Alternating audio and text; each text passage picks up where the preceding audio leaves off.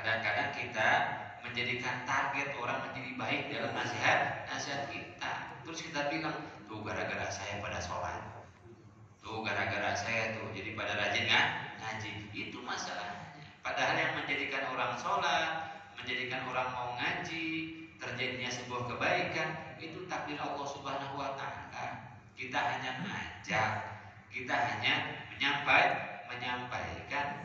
Ya. Jangankan kita, Nabi Ibrahim kan gitu. Ketika disuruh adzin fitnasi bil haji atau kari jalan wakul itu, Nabi Ibrahim suruh naik ke Jabal Abi Qubais, kemudian panggil orang-orang buat haji. Ya, kemudian Nabi Ibrahim tanya sama Allah, ya Allah gimana ini? Siapa di sini? Suara saya nyampe mana? Suruh manggil orang haji di atas gunung lagi. Mau nyampe ke Indonesia nggak mungkin.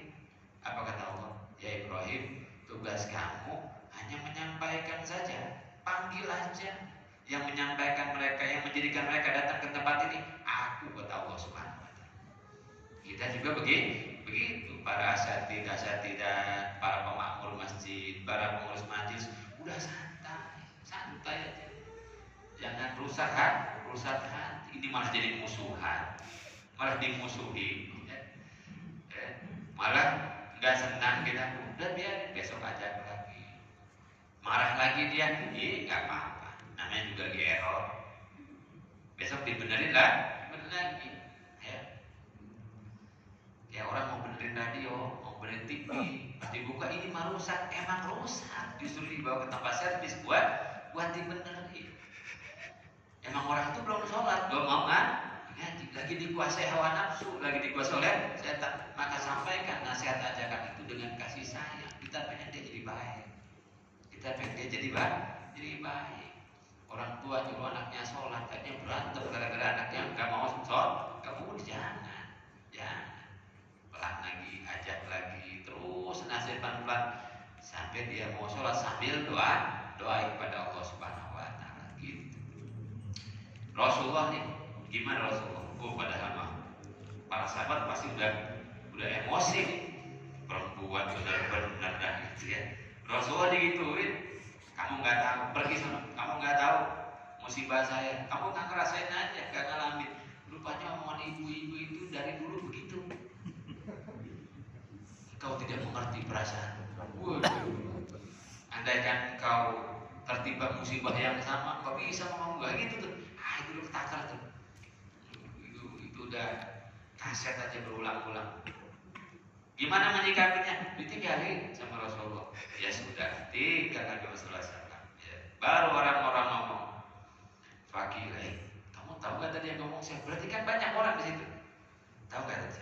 Rasulullah, astagfirullahaladzim Rasulullah. Itu baru sadar. Ya. Ini masih penting langsung. Biasanya 4 hari kemudian baru sadar. Baru ngaku salah. Enggak ngaku salah sih, menyadari dia salah, tapi tetap enggak ngaku salah. Lo hebat ya, ras terbuat di atas sebab ini. Lah kita santai saja begitu ya. Yang penting udah bikinin kopi, ini udah oke itu. Nah, udah bikin kopi nggak pakai garam berarti udah menyadari Pak. Ini ada yang bingung sih ada ya. Fakihalaha innahu nabi, dia adalah beliau ada Nabi Muhammad SAW. Langsung Masya Allah itu Nabi lari dong wanita ini. Datang ke rumah Nabi Muhammad SAW, udah di rumah Nabi kan nggak ada penjaga nggak ada, langsung masuk ya Rasulullah. Aduh maaf ya Rasulullah, saya nggak tahu itu engkau ya Rasulullah. Ya Rasulullah ya santai saja. La ma'alif ya Rasulullah. Faqala Nabi cuma bilang innamas sabru 'inda sadmatil ula. Kesabaran itu indah sadmatil ula, ketika goncangan yang pertama. Maksudnya apa? Kesabaran yang hebat itu adalah ketika justru kita tidak mempersiapkan, kita harus sabar. Kesabaran yang hebat itu tetap hadir kepada kita tatkala ujian-ujian mendadak sampai kepada kita. Kita misalkan ditinggalkan oleh orang tua kita, kemudian orang tua kita sebelum wafatnya sakit tuh, kita udah mempersiapkan, wah kudu siap dengan kondisi yang terburuk. Dokter sudah bilang siap-siap dengan kondisi terburuk ya. Sabar, tapi belum hebat-hebat amat. Kita bisa sabar kondisi seperti itu, ada persiapan. Ya Allah gitu ya. Walaupun nggak selalu terjadi. Tidak selalu terjadi orang sakit parah kemudian meninggal, tapi udah mempersiapkan. Yang hebat itu apa? Ketika datang kepada kita ujian mendadak, kita masih bisa sabar. Kita masih bisa tenang seperti itu. Kita masih bisa berpikir realistis dan bertindak rasional. Itulah sabar. Maka saya sudah bilang, kita melatih sabarnya sekarang, dipakainya nanti di saat datang kepada kita ujian-ujian dadakan, musibah-musibah yang tiba-tiba datang begitu saja. Kemarin saya takziah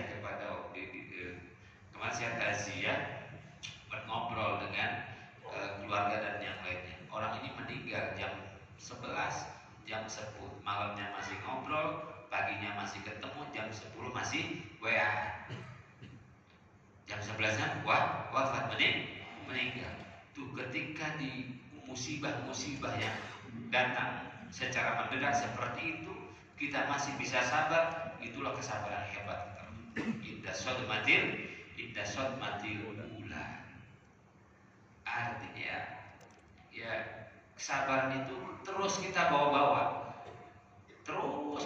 Ada pada diri kita. Jadi ketika kita menyampaikan kabar musibah atau duka kepada seseorang, orang itu bisa berpikir, inna lillahi wa inna ilaihi raji'un. Allahumma ighfir lahu warhamhu wa'afi wa'fu anhu. Allahumma ajirni fi musibatina wa akhlif li khairan minha.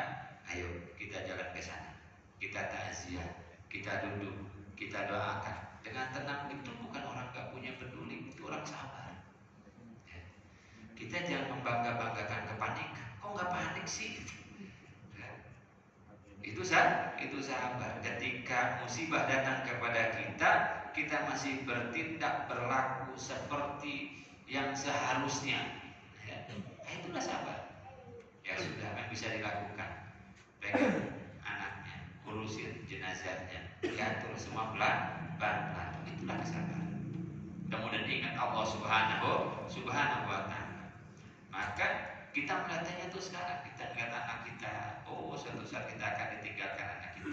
Kita melihat istri kita, oh suatu saat mungkin saja istri kita meninggalkan kita. Kita melihat ayah kita melihat ibu kita, semuanya itu dilatihnya sekarang.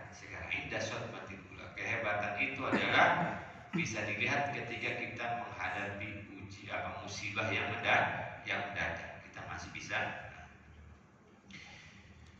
Jadi nasihat lanjutan disampaikan oleh Nabi Muhammad Sallallahu Alaihi Wasallam. Gak ada kata tambahan yang lain, gak ada. Kamu di mana sih? Betapa Rasulullah memahami keadaan seseorang. Nabi gak bilang, kamu tahu gak? Merantap itu dosa. Itu masuk ke enggak Rasulullah. Nasihat yang sampai. Itulah keindahan akhlaknya Rasulullah Sallallahu Alaihi Wasallam.